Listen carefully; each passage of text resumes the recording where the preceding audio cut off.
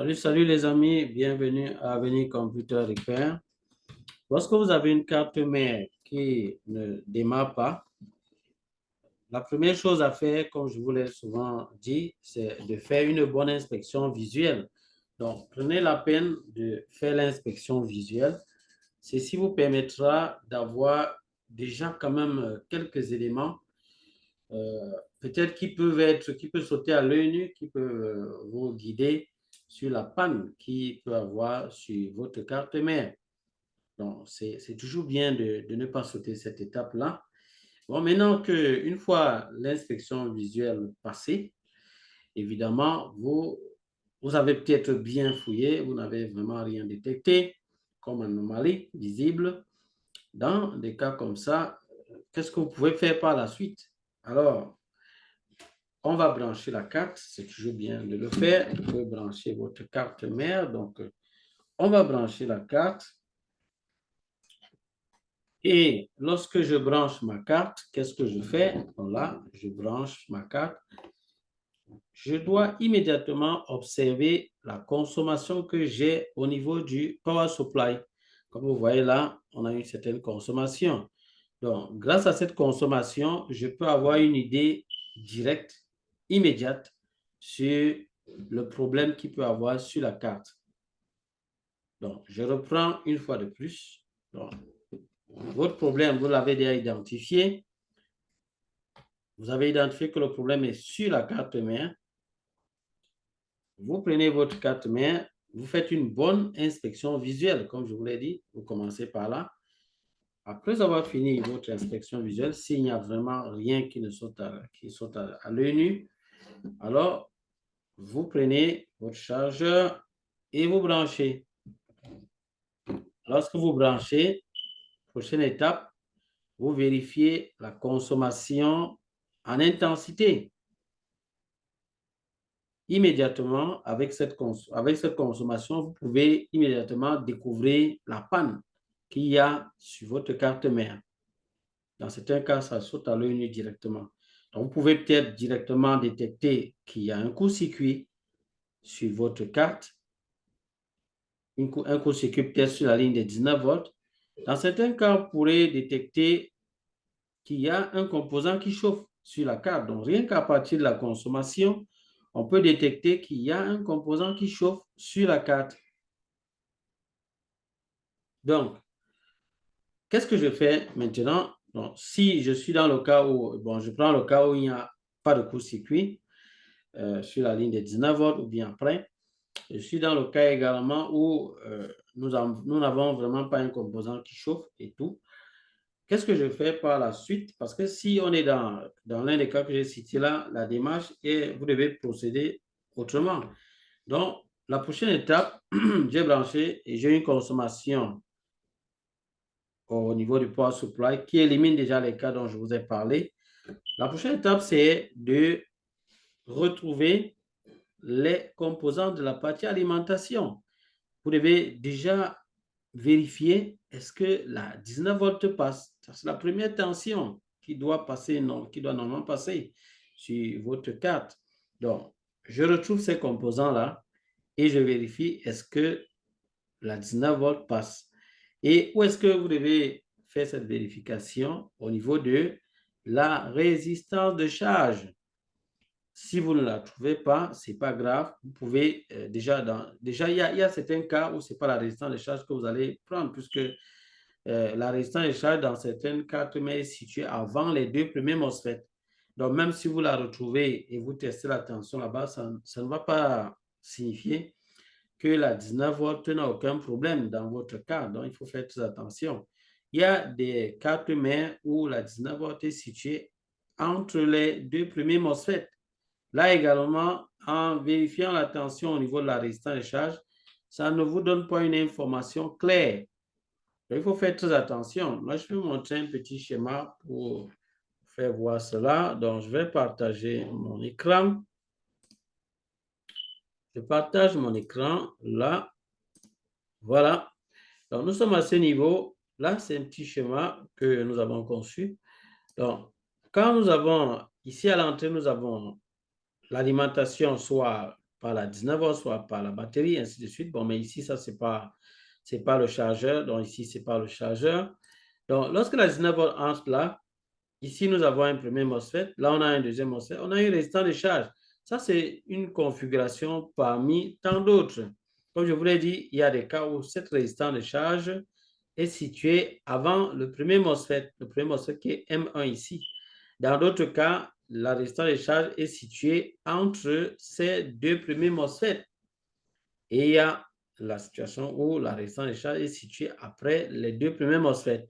Alors, si j'ai donc sur ma carte mère les deux premiers MOSFET, il est préférable de tester la tension immédiatement à la sortie de ce deuxième MOSFET. Alors, il faut bien vous rassurer que vous n'avez que deux MOSFET chez vous parce qu'il y a des cartes mères qui sont anciennes où on a plus de deux MOSFET. Donc, si vous avez deux MOSFET uniquement, tant mieux.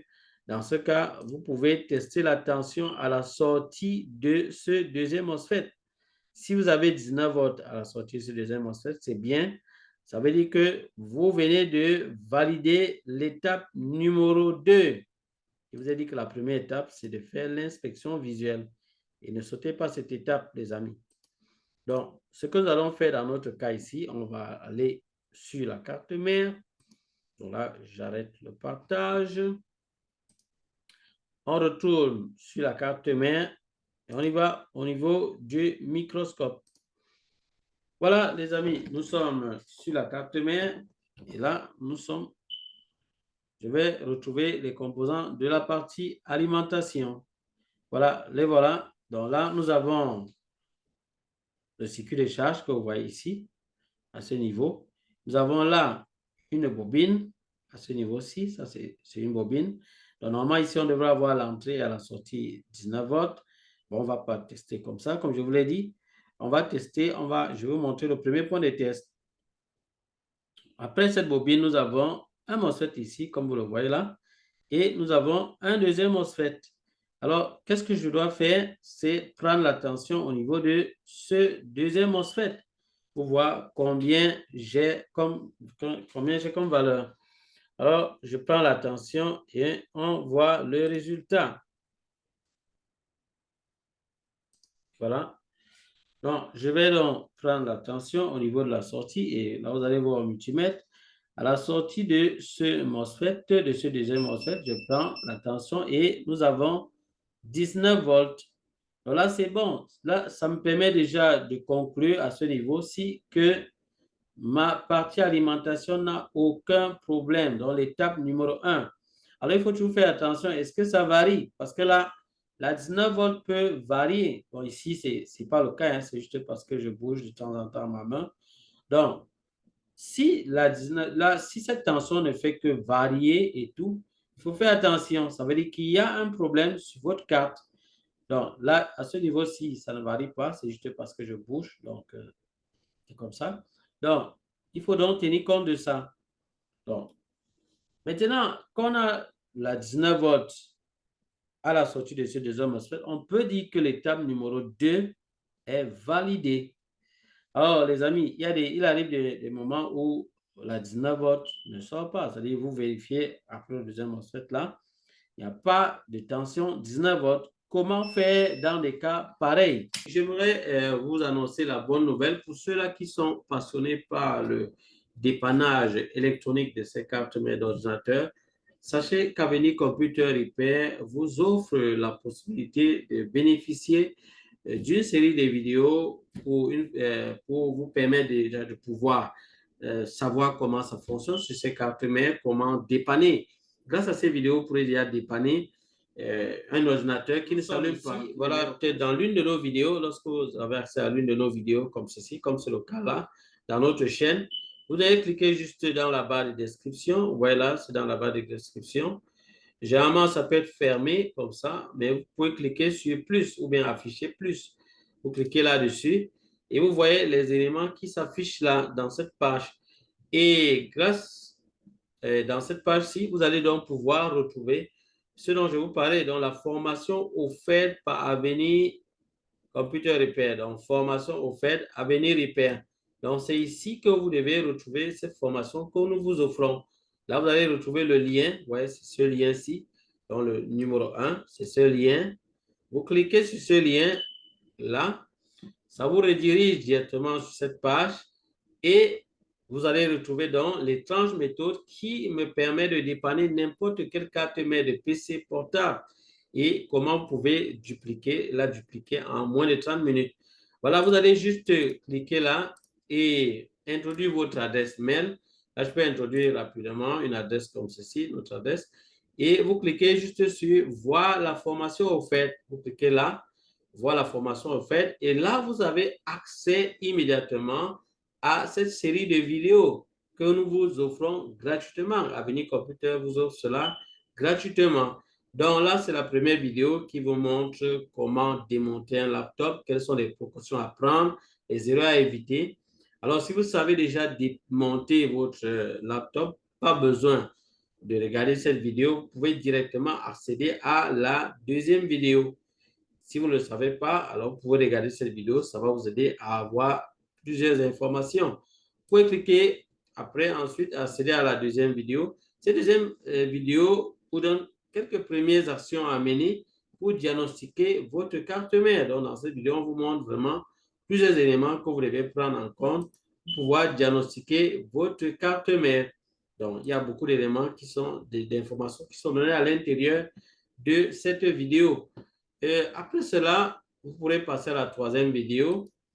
À la troisième vidéo, nous vous montrons comment diagnostiquer effectivement, efficacement votre carte mère et découvrir ses composants.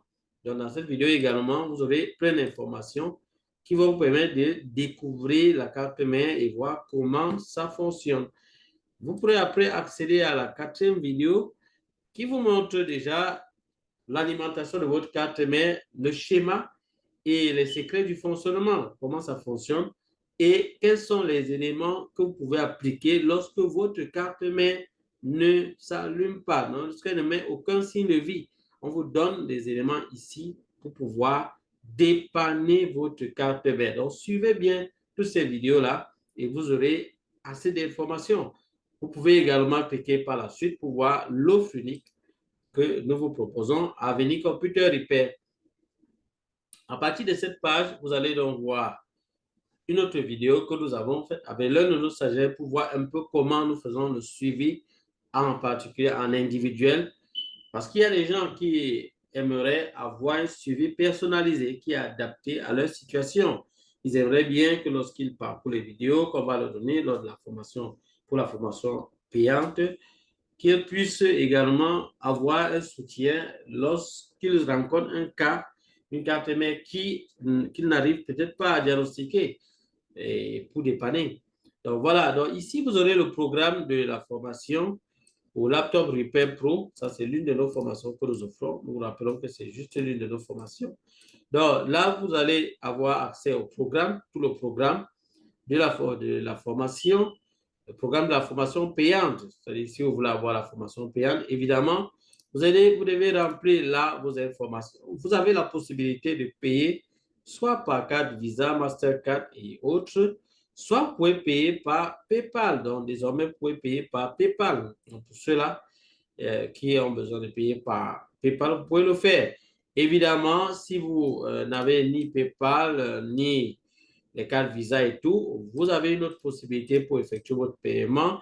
Contactez-nous tout simplement et nous allons vous donner un autre moyen pour nous contacter au numéro WhatsApp qui est là ou bien au numéro WhatsApp qui est affiché dans la barre de description.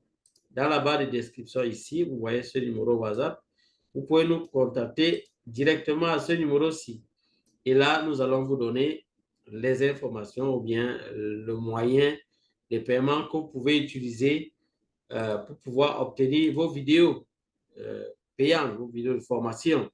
Bon, lorsque vous remplissez ces informations, vous allez cliquer sur commander pour un accès immédiat et vous aurez immédiatement accès à notre plateforme sur system.io où vous allez avoir toutes vos vidéos de formation et vous aurez la possibilité d'avoir accès au professeur pour pouvoir poser vos questions sur des cours que vous ne comprenez pas ou bien des cas difficiles que vous rencontrez. Voilà les amis, donc voilà comment ça va se passer. Voilà les amis. Donc, maintenant, après, lorsque la deuxième étape est franchie, qu'on sait déjà que la 19 volts passe, alors qu'est-ce qu'il faut faire? Qu'est-ce qu'il faut faire immédiatement? J'aimerais déjà vous dire, avant d'avancer, que comment cette 19 volts est répartie. Donc, je vais partager une fois de plus mon écran pour que vous voyez la distribution de tension qu'il y a sur la carte.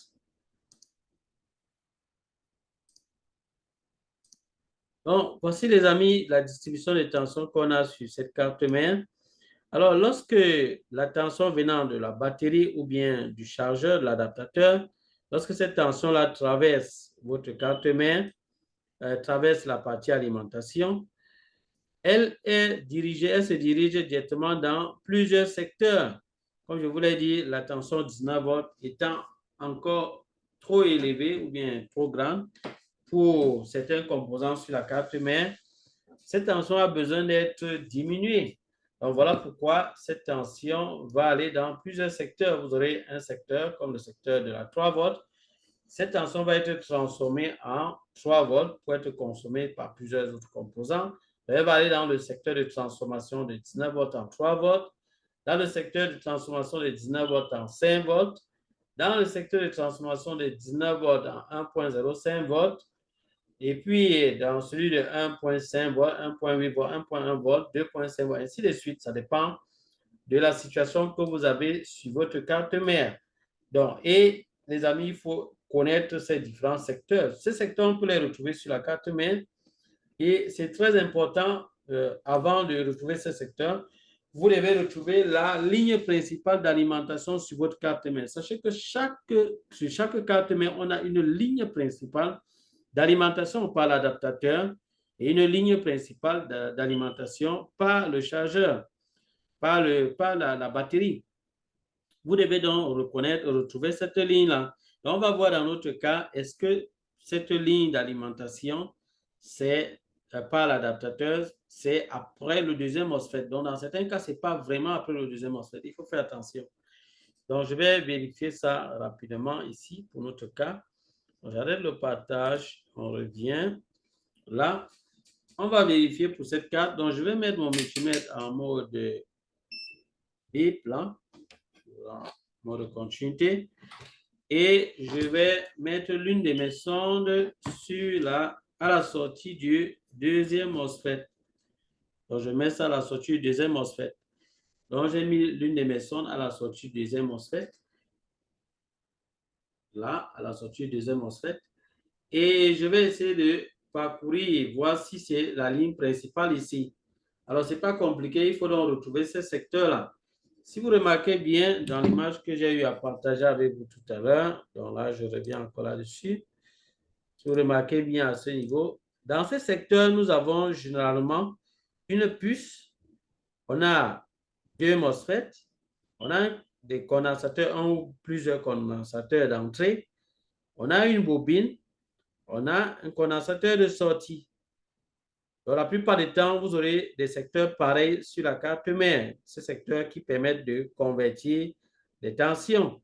Vous avez une puce qu'on appelle buck converter. Donc, cette puce-là qui transforme la 19 volts, ça c'est par exemple la puce de 3 volts, qui va transformer la 19 volts en 3 volts. Elle va se servir de ces deux MOSFET, le high MOSFET et le low MOSFET. Elle va se servir de ces deux MOSFET pour pouvoir convertir cette tension de 19 volts en 3 volts qu'elle va envoyer sur la bobine, cette bobine. Ça va donc passer pour être filtré par ces condensateurs et aller être consommé aller dans plusieurs secteurs sur la carte mère. Voilà. Donc, nous devons retrouver donc ces zones-là sur notre carte en particulier. Donc, c'est ce que nous allons faire. J'arrête le partage. On va retrouver ces zones-là. On va aller voilà, avec le microscope. Donc, qu'est-ce qu'on va faire? Donc, on a ces différents secteurs-là. Donc, j'aimerais vous montrer ça. Donc là, j'ai identifié l'un des secteurs ici. Je vais vous montrer ça.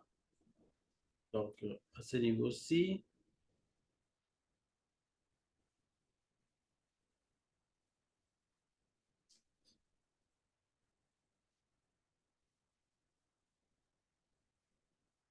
Voilà, donc là, voici un secteur ici, de ce côté. Voilà, donc ici, vous voyez, on a bien deux MOSFET ici. Vous voyez là, ces MOSFET sont généralement l'un à côté de l'autre. Dans certains cas, il y a un et puis l'autre est derrière. Dans d'autres cas, on a un d'un côté et deux autres derrière. Donc, ça dépend. Donc, ici, nous avons deux MOSFET. Là, on a deux MOSFET. Et remarquez ici que nous avons des condensateurs. Vous voyez des condensateurs ici. Ça peut être des condensateurs d'entrée ou bien de sortie. Bon, ça peut être des condensateurs d'entrée. On va vérifier ça ensemble. On va voir si ça peut être ces condensateurs-là. Donc, on a des condensateurs ici. On voit ici deux MOSFET. On voit ici les MOSFET. Et puis, on va continuer de vérifier. On va continuer de vérifier. Est-ce que nous avons la bobine? Oui, on a effectivement une bobine à côté. Voici la bobine. Est-ce qu'on a un condensateur à la sortie? Oui, nous voyons là un condensateur. Ça peut être le condensateur de sortie. Donc, vous voyez qu'on a déjà plusieurs éléments. On a le condensateur de sortie, on a une bobine, on a deux MOSFET, on a des condensateurs d'entrée. Et forcément, il nous faudra une puce qui va manipuler ces MOSFET-ci pour que la tension soit sur cette bobine. Alors, cette puce-là est généralement soit à côté, soit elle est juste derrière. Donc, on va retrouver cette puce-là dans ce cas-ci. Donc, je retourne juste derrière. Là, je ne vois pas une puce derrière. Peut-être qu'elle est juste à côté. Donc, on va vérifier si c'est la puce qui est juste à côté là. Parce que là, je vois une puce ici. Est-ce que c'est cette puce-là qui gère cette partie? On peut vérifier ça.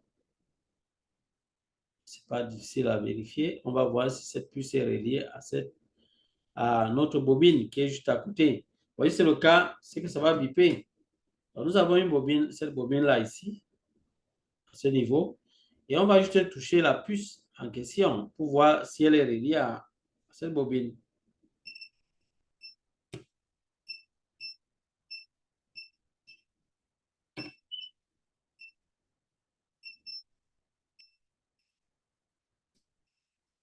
Oui, effectivement, elle est reliée, les amis. Donc, vous voyez là, ça bip. Vous voyez que c'est relié. Vous voyez. Elle est reliée, effectivement. Donc, là, ça nous permet de comprendre que c'est cette puce, qui va manipuler ces deux MOSFET et pour produire la tension sur cette bobine. Simplement ce qui va se passer. Donc, vous voyez là, on vient d'identifier l'un des secteurs dont je vous ai parlé. Il faut toujours retrouver ce secteur-là sur la carte mère. Alors, on va vérifier ici si effectivement notre ligne principale, on va essayer de détecter notre ligne principale pour voir est-ce que c'est la ligne qui sort des deux premiers MOSFET, du deuxième MOSFET. Donc là, je retrouve d'abord le deuxième MOSFET. Le voilà ici. Voilà, nous sommes à ce niveau-ci. Ça, c'est le deuxième MOSFET.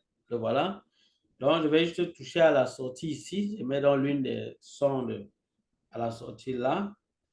Et avec l'autre sonde, je vais aller du côté de la zone de tout à l'heure. Donc, notre zone de tout à l'heure. On est ici. Voilà. Et nous avions ces trois condensateurs-là. Et on va toucher, si ça bip avec ces condensateurs-là, là, on est sûr et certain que c'est la ligne principale. Donc là, je vais toucher. Et là, ça bip. Donc là, ça bip, ça nous prouve que la ligne principale d'alimentation, c'est la ligne qu'on a qui sort du deuxième MOSFET. Et on peut le vérifier avec un autre secteur qui est toujours pareil comme ce que nous venons de voir là. Donc, on va aller dans un autre secteur pour voir. Il y a d'autres secteurs, bien sûr. Il y a d'autres secteurs. On arrive ici, par exemple. Là, laissez-moi vous montrer ça au microscope. On voit un autre secteur ici. On a là une bobine. On a deux MOSFET ici. Voilà, on a deux MOSFET. Est-ce qu'on a un condensateur d'entrée? Oui, il y a un condensateur d'entrée. Ça peut être celui-ci. Ça peut être ce condensateur, le condensateur d'entrée. On a un condensateur d'entrée à ce niveau. Voilà, celui-ci, c'est possible.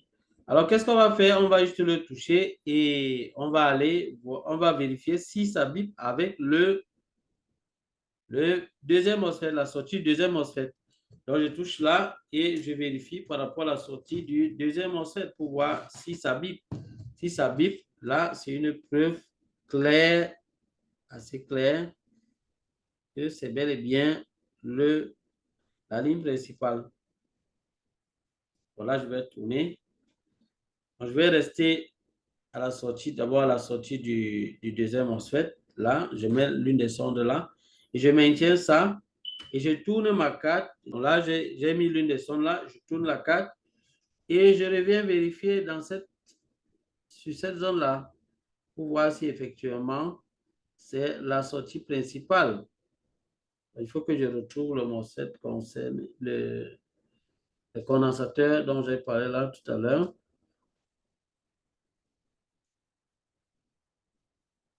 On devrait avoir un bip. Il faut que je retrouve ça.